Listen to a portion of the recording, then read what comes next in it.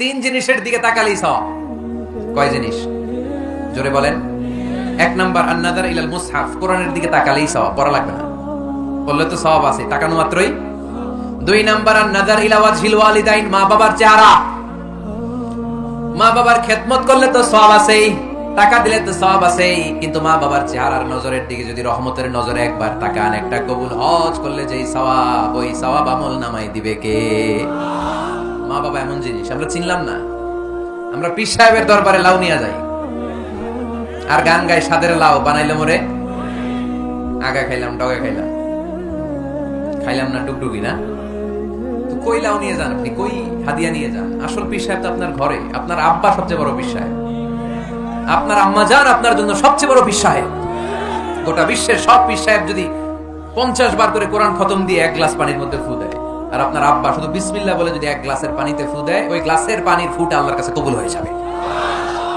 এজন্য বিশ্বনবী বলতেন, জান্নাতু তাহতা আকদামি উম্মাহাতিকুম, ও দুনিয়ার মানুষেরা শোনো, দুনিয়ার পুরুষ মানুষদের পায়ের নিচে থাকে জুতা, জুতার নিচে থাকে বালুয়ার মাটি, আর দুনিয়ার বুকে এক একটা মায়ের পায়ের নিচে থাকে তার সন্তানদের জান্নাত। ওগো মা, তুমি এই ধরনের শ্রেষ্ঠ নেয়ামত, তোমারই পদতলে রয়েছে জান্নাত।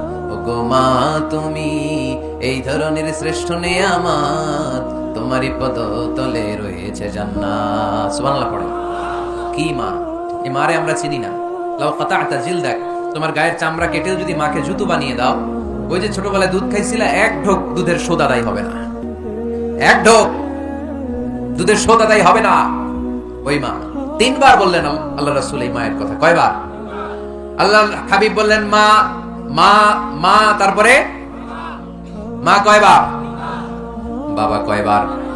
তার মানে ইসলাম মাকে দিয়েছে স্বর্ণ পদক, ইসলাম মাকে দিয়েছে রৌপ্য পদক, ইসলাম মাকে দিয়েছে ব্রোঞ্জ পদক, বাবাকে দিয়েছে সান্ত্বনা পুরস্কার। ঠিক কিনা? 3 বার যদি মা হয়, একবার যদি বাবা হয়, তাহলে স্বর্ণ পদক কে? রৌপ্য পদক, ব্রোঞ্জ পদক, সান্ত্বনা পুরস্কার। সুবহানাল্লাহ কইতে বললেন না? ওই মায়ের চেহারার দিকে যদি রহমতের নজরে একবার তাকান, কবুল হজের সওয়াব আছে না নাই? তাহলে 1 নাম্বার কোরআনের দিকে নজর করলে সওয়াব, 2 নাম্বার মা বাবার চেহারার দিকে নজর করলে সওয়াব, 3 নাম্বার আল্লাহর কাবা ঘরের গিলাফের দিকে যখন নজর করে তাকাবেন, 20টা রহমত নাজিল করবে কে? তাহলে শ্রেষ্ঠ মসজিদ মসজিদে হারাম, শ্রেষ্ঠ মসজিদ।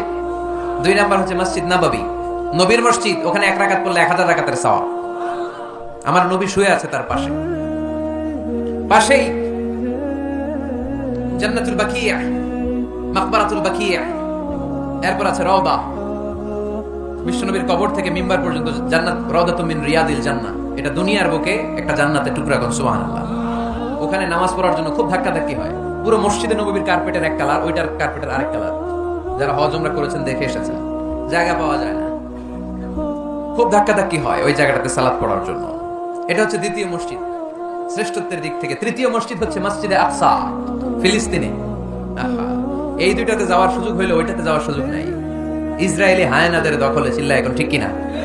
আমরা আল্লাহর কাছে চাই আমরা মসজিদুল হারাম, এই মসজিদ নববীতে যেমনি সালাত পড়তে পারি, বাইতুল মাকদাসে যেও যেন সালাত পড়তে পারে, আল্লাহ তুমি তৌফিক দাও। এই মসজিদ হচ্ছে আমাদের মুসলমানদের সামাজিক ঐক্যের কেন্দ্রবিন্দু, সামাজিক ঐক্যের কেন্দ্রবিন্দু আমাদের মসজিদ। বুঝতে হবে, এটা খ্রিস্টানদের চার্চের মতো, এটা ইহুদিদের সিনাগগের মতো, এটা শিখদের গুরুদুয়ারার মতো গতানুগতিক কোনো ইবাদত গাহ বা উপাসনা কেন্দ্র নয়। এটা আমাদের ঐক্যের ভিত্তি। চিল্লায় বলেন ঠিক কিনা? বিশ্বনবী মসজিদে নববী থেকে সব করেছেন। বিশ্বনবীর মসজিদে নববীটাই ছিল ক্যান্টনমেন্ট, সেনাবাহিনীর ক্যান্টনমেন্ট ছিল এটা। বিশ্বনবীর মসজিদে নববী ছিল গণভবন, আমার নবীর মসজিদে ছিল বঙ্গভবন। এখানেই ছিল সুপ্রিম কোর্ট, হাইকোর্ট। এখানে বসেই বিশ্বনবী যুদ্ধের জন্য সেনা প্রেরণ করতেন, এখানে বসেই বিশ্বনবী বেকারদের কর্মসংস্থান করতেন, এখানে বসেই বিশ্বনবী বিধবা নারীদের জন্য ভাতার ব্যবস্থা করে দিতেন। এই মসজিদের মধ্যে বসেই বিশ্বনবী আহলে সুফার সাহাবীদেরকে হাদিসের শিক্ষা দিতেন। সুবহানাল্লাহ পড়েন। এজন্য মসজিদের নানামুখী ব্যবহার আছে, আমরা শুধু এটা ইবাদতের জন্য রাখছি।